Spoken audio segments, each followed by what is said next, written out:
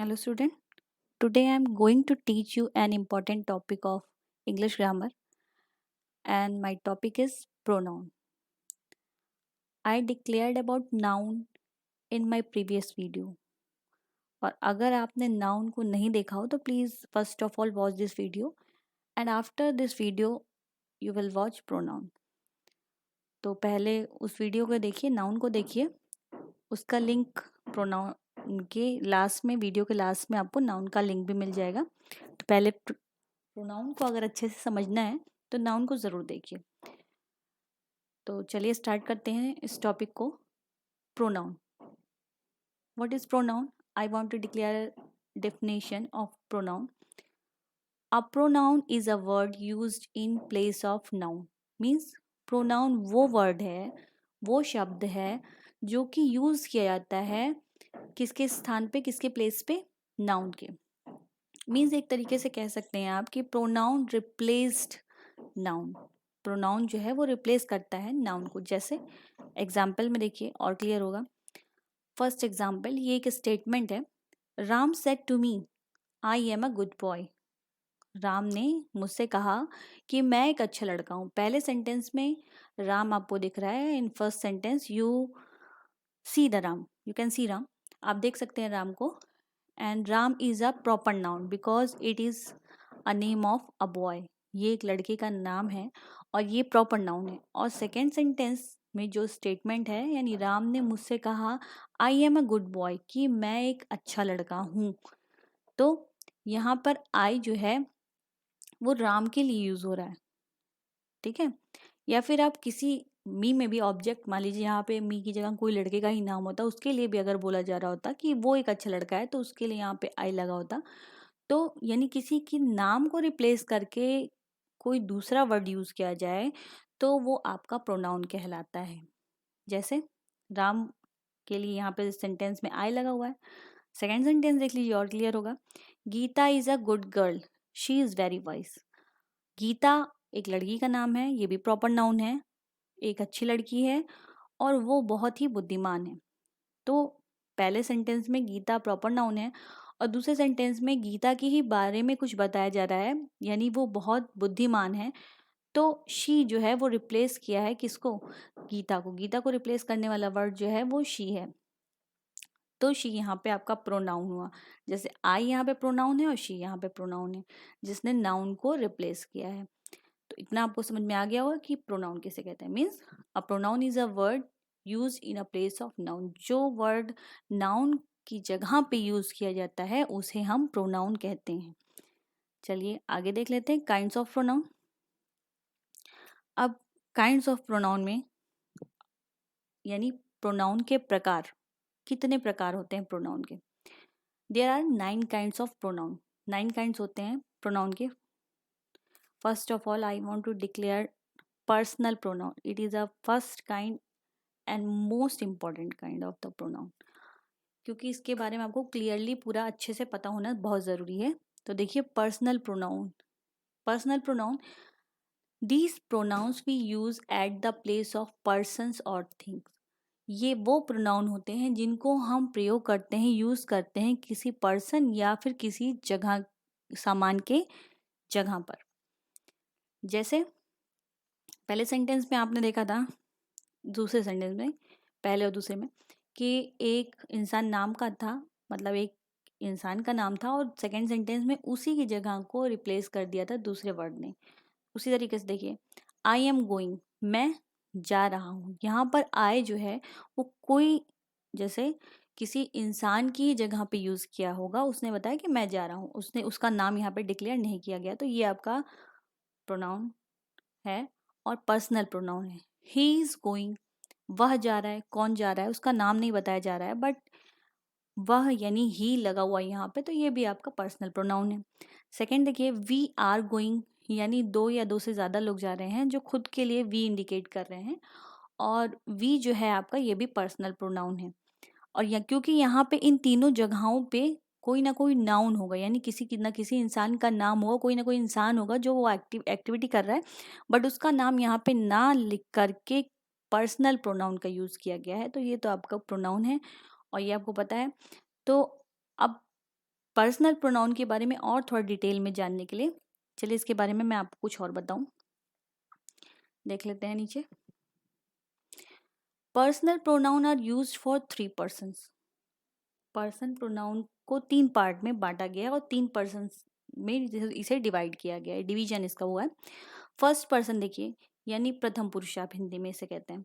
The pronouns I and we denote the person speaking, means who speak is called first person. Means sentence में जो बोल रहा होता है, जो कोई स्टेटमेंट के बारे में बता रहा होता है, वही आपका फर्स्ट पर्सन है। और फर्स्ट पर्सन के लिए आपके 2 सब्जेक्ट जो हैं वो इस्तेमाल किए जाते हैं। ये सब्जेक्टिव केस के प्रोनाउन है। पहला है आपका आई, दूसरा है वी। जैसे, और ये जो है ये फर्स्ट पर्सन के सारे प्रोनाउंस दिए हुए हैं, चाहे वो ऑब्जेक्ट हो, चाहे सब्जेक्ट हो, चाहे पॉजेसिव हो। तो सेंटेंस में एग्जाम्पल देख लीजिए। आई शैल डू माई वर्क, मैं अपना काम कर रहा हूँ। इस सेंटेंस में आई जो है वो स्पीक कर रहा है। जब कोई भी सेंटेंस में बोलता है यानी स्पीकर होता है, वही आपका फर्स्ट पर्सन होता है। फर्स्ट पर्सन यानी जो बताता है किसी चीज़ को। तो ये तो थे आपके फर्स्ट पर्सन। चलिए सेकंड पर्सन देख लेते हैं। The pronoun you denote the person और the person spoken to. Second person, इसमें एक ही आपका प्रोनाउन आता है, वो है यू। ये डिनोट करता है कि किसी व्यक्ति या उन व्यक्तियों के बारे में जिससे आप बात कर रहे हो, यानी जिस फर्स्ट पर्सन तो जो बोल रहा है सेंटेंस में, and second person whom we are talking about anything, जिससे हम बात कर रहे हों किसी चीज़ के बारे में, तो वो आपका सेकंड पर्सन हुआ। इसमें ये तीनों ही होते हैं। ये इसका सब्जेक्ट और ऑब्जेक्ट है, ये पॉजेसिव दोनों है। चलिए एग्जाम्पल देख लीजिए। You should learn your lesson.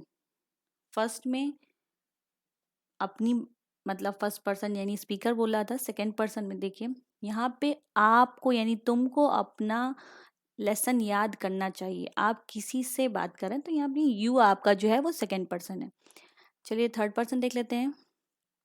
The pronoun he she it and they denote the person और person spoken about, means whom we are talking about, जिससे हम बात कर रहे होते हैं, वो थर्ड पर्सन कहलाते हैं आपके। तो प्रोनाउन में थर्ड यानी थर्ड पर्सन में आपके ये 4 ऐसे इंपॉर्टेंट सब्जेक्ट हैं जो कि एज अ प्रोनाउन यूज किए जाते हैं। ही शी इट एंड दे। तो और ये यहाँ पे आपको सारे प्रोनाउन थर्ड पर्सन से रिलेटेड मिलेंगे, चाहे वो ऑब्जेक्टिव केस के हों, चाहे पॉजेसिव केस के हों, चाहे नॉमिनेटिव केस के हों। तो इसके बारे में भी कुछ एग्जाम्पल्स के देख लेते हैं। ही विल डू इट, वो इसे करेगा। यहाँ पे जिसके बारे में यानी थर्ड पर्सन किसी अन्य के बारे में बात की जाती है, तो वो आपका थर्ड पर्सन कहलाता है। यानी फर्स्ट पर्सन जब कोई इंसान खुद की बात यानी अपने बारे में बता रहा हो तो आपका फर्स्ट पर्सन वो है। सेकंड पर्सन जब किसी दूसरे इंसान से आप बात कर रहे होते हैं, वो आपका। और थर्ड पर्सन वो होता है जब किसी चीज़ के बारे में आप बात करें, किसी थर्ड पर्सन के या किसी सामान के बारे में आप बात कर रहे होते हैं, तो वो आपका थर्ड पर्सन होता है। तो ये तो थे आपके तीनों पर्सन। और साथ साथ सारे आपको मैंने उसमें दे भी दिए हैं कि कौन सा पर्सन किस कैटेगरी में आता है और कौन सा ऑब्जेक्टिव या फिर नॉमिनेटिव केस, पूरा डिटेल में लिखा हुआ है। चलिए अब इसकी प्रोनाउन के चार्ट को देखकर और समझते हैं थोड़ा पर्सन्स के बारे में। Various forms and functions of the personal pronoun, यहाँ पे अलग अलग पूरा चार्ट में बना हुआ है और आप देख सकते हैं पूरा फर्स्ट सेकेंड थर्ड तीनों पर्सन का चार्ट यहाँ पे आपको पूरे स्क्रीन पे दिखाई दे रहा है। चलिए देखते हैं उस चार्ट को अच्छे से समझते हैं। देखिए यहाँ पे फर्स्ट पर्सन है, फिर नंबर है सेकेंड कॉलम में, थर्ड कॉलम में जेंडर है, सब्जेक्ट ऑब्जेक्ट एंड पॉजेसिव।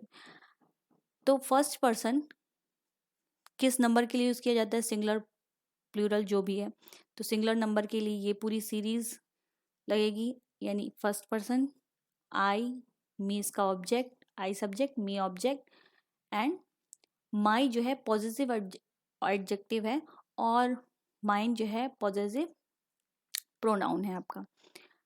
तो यानी सिंगुलर नंबर एक वचन के लिए आई आपका यूज़ होगा एज अ सब्जेक्ट, और ये कॉमन जेंडर के लिए यूज़ होता है। प्लूरल फॉर्म में कॉमन जेंडर के लिए, कॉमन मीन्स चाहे मेल हो या फीमेल, दोनों के लिए आप यूज़ कर सकते हैं। कॉमन जेंडर में सेकंड है आपका फर्स्ट पर्सन के लिए वी, अस, आवर, आवर्स। ये पहले डिटेल मैंने बता दिया है कि ये आपका एडजेक्टिव के लिए है, ये प्रोनाउन के लिए पॉजेसिव। यानी एक से अधिक चाहे मेल हो या फीमेल, उसके लिए सब्जेक्ट में आप वी लगाएंगे, ऑब्जेक्ट में अस लगाएंगे और पॉजेसिव एडजेक्टिव और पॉजेसिव प्रोनाउन के लिए ये आवर और आवर्स लगाएंगे। सेकंड पर्सन देखिए यू होता है आपका, इसमें सिंगुलर और प्लूरल दोनों के लिए यू ही यूज होगा। कॉमन जेंडर चाहे मेल हो या फीमेल, दोनों के लिए आप यू लगा सकते हैं। ऑब्जेक्ट में भी आप यू लगाएंगे और पॉजिटिव में आपका योर और योर्स रहेगा। थर्ड पर्सन में ही, शीट, ये आपके सब्जेक्ट रहेंगे। सबसे पहले देख लेते हैं सिंगुलर नंबर के लिए और मैस्कुलिन जेंडर, यानी एक वचन हो और मैस्कुलिन हो यानी कोई मेल हो, तो उसके लिए आप सब्जेक्ट में ही लगाएंगे, ऑब्जेक्ट में हिम लगाएंगे और पॉजिटिव में हिज लगाएंगे। सेकंड देखिए सिंगुलर नंबर है और फेमिनिन जेंडर है, यानी फेमिनाइन आपका है, यानी कोई मेल नहीं फीमेल है, तो वहाँ पे आप एक वचन के लिए शी लगाएंगे सब्जेक्ट में, ऑब्जेक्ट में हर लगाएंगे और पॉजिटिव में हर या हर्स लगाएंगे। फिर सिंगुलर नंबर न्यूट्रल जेंडर के लिए, यानी जिसमें जान ना हो, नॉन लिविंग थिंग्स के लिए आप लगाएंगे, इट लगाएंगे subject, it object, then it's आपका पॉजिटिव। ठीक है। फिर प्लूरल नंबर के लिए जेंडर होगा आपका कॉमन जेंडर, यानी मेल फीमेल कोई भी हो, एक से अधिक हो, means more than one person और टू पर्सन, तो आप सब्जेक्ट में आप दे लगाएंगे and we will place object them and for positive their and theirs. तो ये तो था आपका प्रोनाउन चार्ट। चलिए अब इसकी कुछ इम्पॉर्टेंट चीज़ को डिस्कस कर लेते हैं। ये आपके 3 इम्पॉर्टेंट पॉइंट हैं, ये स्पेशल नोट है। You, your, yours use with singular and plural number both. आपने चार्ट में भी देखा यू, योर, योर्स ये दोनों ही के साथ यूज किए जा सकते हैं, चाहे वो सिंगुलर हो या प्लूरल नंबर, दोनों के लिए। My, mine, our, your should be use after the verb, ये ऐसे होते हैं पॉजिटिव प्रोनाउन कि इनको हमेशा ही वर्ब के बाद रखते हैं, जैसे, और हमेशा हेल्पिंग वर्ब या मेन वर्ब होगा उसके बाद ही रखेंगे। दिस बुक इज माइन, यहाँ पे आप देख सकते हैं हेल्पिंग वर्ब है, उसके बाद ये आपका पॉजिटिव प्रोनाउन लगा हुआ है। व्हेन ऑल थ्री पर्सन्स, मतलब फर्स्ट सेकेंड थर्ड तीनों person used in a sentence, एक ही सेंटेंस में लिखे गए हों या इस्तेमाल किए गए हों, then we should follow the sequence 2-3-1, मतलब 2-3-1 मतलब सेकेंड पर्सन सबसे पहले लगा देंगे, थर्ड पर्सन उसके बाद, देन लास्ट में फर्स्ट पर्सन। एक एग्जाम्पल देख लीजिए और क्लियर हो जाएगा आपका। You, he and I am going to market. इस एग्जाम्पल में देखिए आपका यू सेकेंड पर्सन सबसे आगे लगा हुआ है, फिर third person, then first person. इसी सीक्वेंस में आप रखेंगे सेंटेंस को, पर उसके साथ साथ बात भी अच्छे वे में होना चाहिए, तभी आप इसको ऐसा इस रूल को फॉलो करेंगे। और साथ साथ में जो लास्ट में आप यानी फर्स्ट पर्सन लगा रहे हैं उसी के अकॉर्डिंग आप हेल्पिंग वर्ब भी लगाएंगे सेंटेंस को ऐड करने के लिए। चलिए अब सेकेंड प्रोनाउन देख लेते हैं, इंट्रोगेटिव प्रोनाउन यानी इंटेरोगेटिव प्रोनाउन आप इसे कहते हैं। इंटेरोगेटिव प्रोनाउन मीन्स प्रश्नवाचक सर्वनाम, इसे हिंदी में कहते हैं।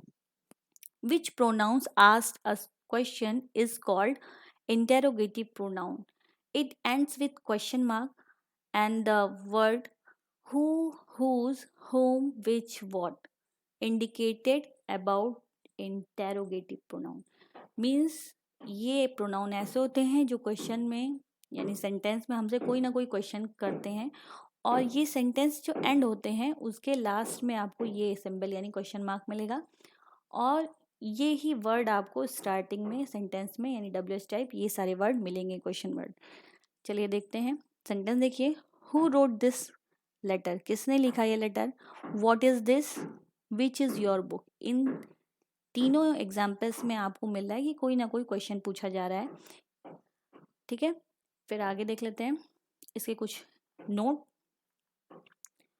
Who, whose, whom is used for person means ये तीनों वर्ड्स जो हैं वो किसी न किसी इंसान के लिए यानी लिविंग थिंग के लिए, इंसान के लिए ही यूज़ किए जाएंगे। What is use for things, और वॉट जो है वो किसी सामान के लिए, and which is use for person and things both, और विच जो है वो किसी इंसान के लिए भी यूज़ कर सकते हैं या फिर किसी सामान के लिए भी यूज़ कर सकते हैं।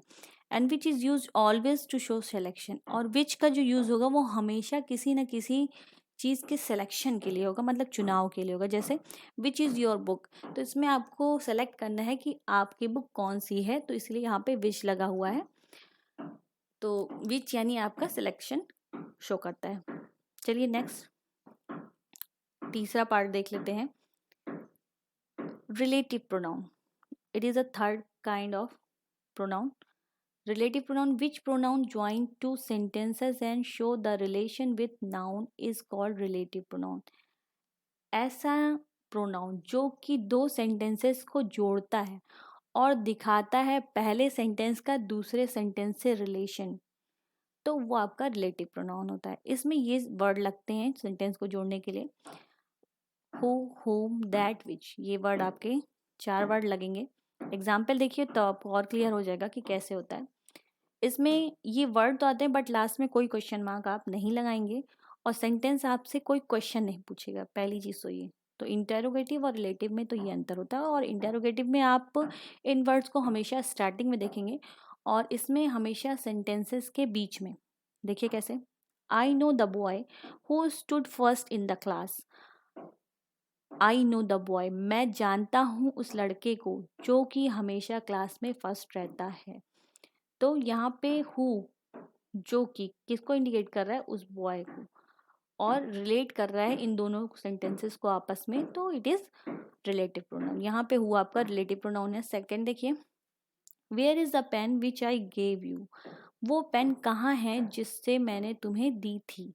तो which is indicated that pen and relate both sentences with each other. ये दोनों सेंटेंसेस को एक दूसरे से जोड़ रही है विच ये वर्ड, और ये विच जो है वो इंडिकेट कर रहा है पेन को। तो यहाँ पे विच आपका जो है वो रिलेटिव प्रोनाउन हो जाएगा। तो ये तो थे एग्जाम्पल रिलेटिव प्रोनाउन के। कुछ स्पेशल नोट है ये भी देख लीजिए। Who home is use for living thing, ये लिविंग थिंग के लिए यूज होता है who home. And which that is use for non living thing and animals, और विच और दैट जो है वो यूज होता है नॉन लिविंग थिंग्स यानी नेचर जनरल के लिए, यानी जिसमें जान ना हो, और एनिमल्स यानी जानवरों के लिए। चलिए नेक्स्ट देख लेते हैं। नेक्स्ट प्रोनाउन 4 पार्ट, यानी चौथा काइंड है, चौथा प्रकार है प्रोनाउन का आपके distributive pronoun. A distributive pronoun consider number of group separately rather than collectively. Means distributive pronoun ऐसे प्रोनाउन होते हैं जो कि बताते हैं किसी भी ग्रुप के मेंबर को सेपरेटली, अलग अलग, मतलब हर एक मेंबर की बात हो रही हो तब, मतलब कलेक्टिव रूप से ना बता करके एक पर्सन को अलग अलग से आइडेंटिफाई करना या फिर उनके बारे में बात करना। उनके लिए आप ये वर्ड्स यूज करेंगे, each, every, either, neither, non, any. ये वर्ड्स आपके यूज होंगे उन प्रोनाउन को आइडेंटिफाई करने के लिए। एग्जाम्पल देख लीजिए, each of you can do this. जैसे एक ग्रुप बैठा है 5-6 लड़कों का, तो उसमें एक एक लड़के, मतलब सारे बच्चों को ना कहेगा कि आप सब इसको कर सकते हैं। ये एक एक बच्चे की बात की कि हर एक बच्चा, ईच, प्रत्येक बच्चा इस काम को कर सकता है या प्रत्येक इंसान इस काम को कर सकते हैं। Then each is distributive pronoun in this sentence. Then second sentence, neither of the two sister came, कोई भी नहीं आया उन दोनों सिस्टर में से, मतलब 2 बच्चियां हैं पर ना ही वो लड़की आई जो एक बहन है, ना ही दूसरी बहन, मतलब दोनों सिस्टर जो है वो नहीं है। तो यहाँ पे दोनों सिस्टर्स की बात की गई अलग अलग, तो ये भी आपका neither is also distributive pronoun in the sentence. Okay, there are some special point to relate this pronoun and kinds. देखिए, either and neither is used for two person और थिंग। आइदर और नाइदर, ये दोनों जो है, either neither इसको भी लोग, कुछ लोग बोलते हैं प्रोनाउंसिएशन में, ये यूज किया जाता है दो इंसानों या दो सामानों के लिए। Each is used for more than two और टू पर्सन और थिंग। ईच यूज किया जाता है एक या एक से अधिक, मतलब मोर देन टू पर्सन मतलब जब एक एक इंसान या एक से ज़्यादा लोग हों तो उनके बारे में हर एक पर्सन को अलग अलग बताने के लिए ईच आप यूज़ करेंगे। Any, none, no one is use for more than two person और थिंग। ये आपके वर्ड जो हैं वो यूज़ किए जाएंगे दो से अधिक इंसानों या सामानों के लिए। नेक्स्ट देख लीजिए, fifth point, demonstrative pronoun. Demonstrative means ऐसा प्रोनाउन जिसकी ओर आप इशारा करके बता सकें, means which pronoun indicated to a person और thing we called it demonstrative pronoun. ऐसा प्रोनाउन जिसको इंडिकेट किया जाए, means to point out a thing, we can say it demonstrative pronoun. जब हम किसी चीज़ या किसी सामान की ओर इशारा करके बात करते हैं तो हम उसे डिमॉन्स्ट्रेटिव प्रोनाउन कहते हैं। कैसे? इनमें ये चार वर्ड जो हैं वो मेन इंपॉर्टेंट है, यही चार वर्ड से आप पहचान सकते हैं कि ये डिमॉन्स्ट्रेटिव प्रोनाउन है। This, that, these, those. जैसे example, this is my pen, ये मेरी पेन है, तो पेन की तरफ इशारा किया तब बताया आपने कि ये उसकी पेन है। That is your book, that is indicated book, book को इंडिकेट कर रही है तो दैट यहाँ पे डिमॉन्स्ट्रेटिव है। चलिए इसके एग्जाम्पल को देख लेते हैं। ये तो था आपका डिमॉन्स्ट्रेटिव, एग्जाम्पल भी हो गया। अब इससे कुछ रिलेटेड नोट है। After these pronoun always be helping verb. In pronoun के ठीक बाद आपको हेल्पिंग वर्ब मिलेगा। कैसे? एग्जाम्पल में देखिए तो आपको और क्लियर होगा।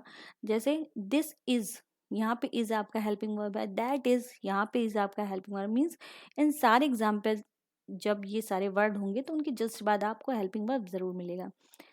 Second, this and these is use for to show nearness, मतलब ये नज़दीक को शो करते हैं ये दोनों चीज़ें। That and those is use for to show distance, ये दोनों आपको शो करेंगे डिस्टेंस यानी दूरी को। Okay, then next, indefinite pronoun. It is a sixth kind of your pronoun and it is also important kind of your pronoun, in which pronoun we have no information about particular person or thing. In pronoun में हमें नहीं पता होता है, हमारे पास नहीं information होती किसी निश्चित particular निश्चित पर्सन, इंसान और सामान की। जैसे it is called indefinite pronoun, ये आपके इंडेफिनिट प्रोनाउन कहलाते हैं और इसमें ये वर्ड्स आपके लगेंगे one, none, some, many, somebody, anybody, nobody, other, all, few, etcetera. Example से देखिए थोड़ा और क्लियर होगा। None helped me, all knew him, some came and some go, one should do one's duty, do good to others. यहाँ पे आपको किसी भी इंसान का या किसी भी सामान का नाम नहीं मिलेगा। जैसे एग्जाम्पल देखेंगे, पहला एग्जाम्पल, नन हेल्प मी, किसी ने भी मेरी मदद नहीं की, यानी किसी ने, यहाँ पे आपको क्लियर नहीं हो रहा कि किसकी बात हो रही है तो ये आपका इंडेफिनिट है। ऑल न्यू हिम, सभी जानते हैं उसे। जैसे किसी ने कहा Mohan knew him, Ram knew him, किसी इंसान का नाम इंडिकेट किया होता तब तो अलग बात है, ही शी कुछ भी। तो वहाँ पे यहाँ पे लिखा हुआ है ऑल न्यू हिम, सभी जानते हैं, तो all is also indefinite pronoun. Some came, some come and some go, कुछ आए और कुछ चले गए। तो यहाँ पे कुछ ने कुछ इंडिकेट कर रहा है कि ये भी आपका इंडेफिनिट है, यानी कोई क्लियर नहीं कर रहा पर्टिकुलर पर्सन, किस पर्सन या किस इंसान की बात हो रही है, इन सारे प्रोनाउन में ये क्लियर नहीं हो रहा है। तो ये आपका जो है वो इंडेफिनिट प्रोनाउन हुआ। चलिए नेक्स्ट प्रोनाउन देख लेते हैं, reflexive pronoun. It is a seventh kind of your pronoun, ये सातवां प्रकार है आपका, इसे एम्फेटिक प्रोनाउन के नाम से भी जानते हैं। Reflexive pronoun is normally used when the object of a sentence is the same as the subject.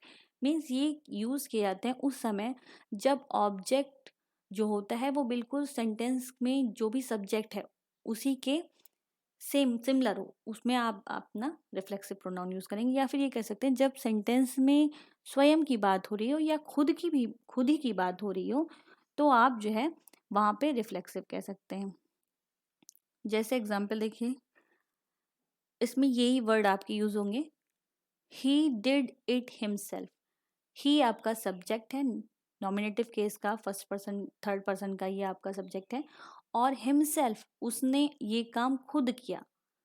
Himself यहाँ पे आया तो हिमसेल्फ जो है इसी का पॉजेसिव फॉर्म है। तो जब भी सेंटेंस में खुद की बारे में बात हो रही हो तो वो आपका रिफ्लेक्सिव है। आई हर्ट माई सेल्फ, मैं हर्ट हुआ खुद के द्वारा, स्वयं के द्वारा। तो यहाँ पे आपका हिमसेल्फ, माई सेल्फ, ये दोनों आपका रिफ्लेक्सिव प्रोनाउन है। इसमें कुछ स्पेशल नोट है, उसको भी देख लीजिए, it is also important. We add self with my him her it one, हम इनके साथ, इन वर्ड्स के साथ तो सेल्फ ऐड करेंगे। We add selfs with our your them, but इन सब के साथ हम सेल्फ्स को ऐड करेंगे। बट थोड़ी सी प्रॉब्लम होगी आपको कि रिफ्लेक्सिव और एम्फेटिक दोनों में ही तो सेल्फ और सेल्फ लगता है, बट दोनों में अंतर क्या है, कैसे हम आइडेंटिफाई करेंगे this is reflexive and this is emphatic pronoun. So there is some points, यहाँ पे कुछ पॉइंट्स मैंने दिए हुए हैं जिससे आपको और क्लियर हो जाएगा।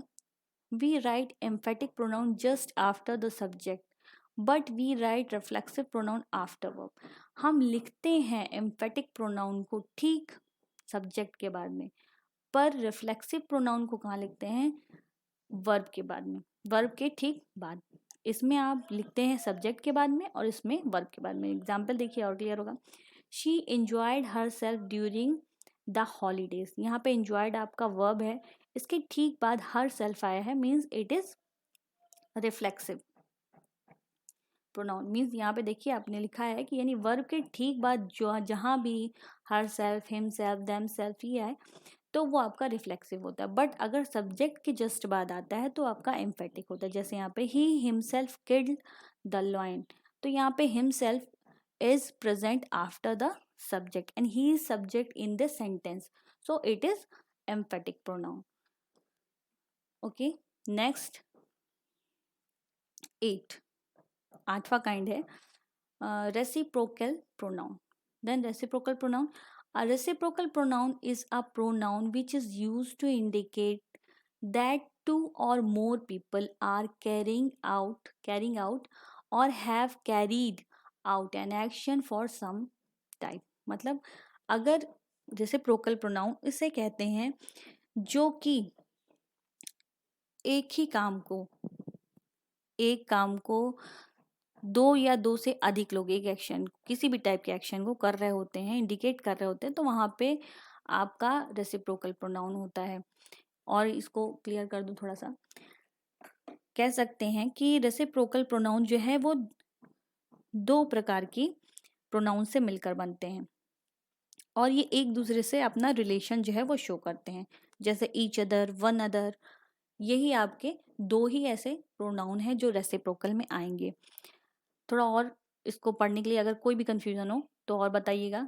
जैसे ये थोड़ा डिफिकल्ट प्रोनाउन है आपका, फिर से देख लीजिए। अ reciprocal pronoun, reciprocal pronoun is a pronoun, ऐसे प्रोनाउन है विच इज यूज, जो कि यूज किए जाते हैं टू इंडिकेट दैट, ये बताने के लिए कि दो या दो से अधिक लोग कैरिंग मतलब लेकर या किसी चीज को कर रहे हों काम को, और carried out an action of some time, एक ही एक्शन को, वो किसी प्रकार के एक्शन को दो या दो से अधिक लोग कर रहे होते हैं, तो वो आपका रेसिप्रोकल प्रोनाउन होता है। इसमें यही दो वर्ड आपके यूज होंगे। एग्जाम्पल देखिए, the two brother loved each other, दो भाई हैं, दो लोगों की बात हो रही है यहाँ पे, वो दोनों आपस में बहुत प्रेम से रहते हैं यानी अच्छे से रहते हैं। The boys help one another, दो लड़के हैं या दो से अधिक लड़के हैं जो भी हैं, उन्होंने एक दूसरे की मदद की। तो यहाँ पे एक ही टाइप के वर्क को एक से अधिक लोग कर रहे हैं कि या फिर किसी भी प्रकार के वर्क को जब एक से अधिक लोग करें और ये दोनों वर्ड आपको मिल रहे हैं तो आपको दिस इज रेसिप्रोकल प्रोनाउन। तो ये वर्ड आपके रेसिप्रोकल प्रोनाउन के हैं। यहाँ पे एक नोट है, उसको भी देख लीजिए। Each other is use for two person, each other जो है वो दो लोगों के लिए यूज होता है। जैसे यहाँ पे टू ब्रदर इंडिकेट है तो ईच अदर यहाँ पे लगाया। And one another is use for more than two person, और यहाँ पे बॉयज हैं यानी कई सारे लड़के हैं तो यहाँ पे वन अनदर लगाया, तो ये इंडिकेट करता है वन अनदर यानी दो से अधिक लोगों के लिए यूज होता है, और ईच अदर दो लोगों के यूज होता है। चलिए next and last kind of this chapter, positive pronoun. आपने पॉजिटिव प्रोनाउन को प्रोनाउन चार्ट में देखा ही था। तो पॉजिटिव प्रोनाउन इंडिकेट्स पोजेशन, मतलब जब स्वयं के लिए यानी खुद के लिए कोई बात हो रही हो तो वहाँ पे आपका पॉजिटिव प्रोनाउन होता है। तो ये वर्ड्स जो होते हैं वो आपके पॉजिटिव प्रोनाउन में आते हैं। Mine, ours, yours, her, his, their. This book is mine, ये बुक मेरी है। यानी स्वयं की जब अपने लिए कोई चीज़ इंडिकेट की जाती है तो वहाँ पे आपका पॉजिटिव प्रोनाउन होता है। तो ये तो थे आपके 9 काइंड प्रोनाउन के, और इससे रिलेटेड एक्सरसाइज नीचे दी हुई होती है, उसे करिए और प्रोनाउन को और क्लियर करने की कोशिश कीजिए। अगर प्रोनाउन में, इस टॉपिक में आपको कोई भी चीज़ नहीं समझ में आई हो, या कुछ ऐसा जो आपको और समझना हो, तो प्लीज़ मुझे कमेंट बॉक्स में कमेंट करके बताइए। और चैनल को लाइक और सब्सक्राइब जरूर कर दीजिए। वीडियो समझ में आया हो तो वीडियो को भी लाइक कर दीजिए और बेल आइकॉन प्रेस कर दीजिए, ताकि आपको जो भी वीडियोस मेरे चैनल पे अपलोड किए जाएं वो इजीली मिल जाएं। Okay, thanks for watching this video.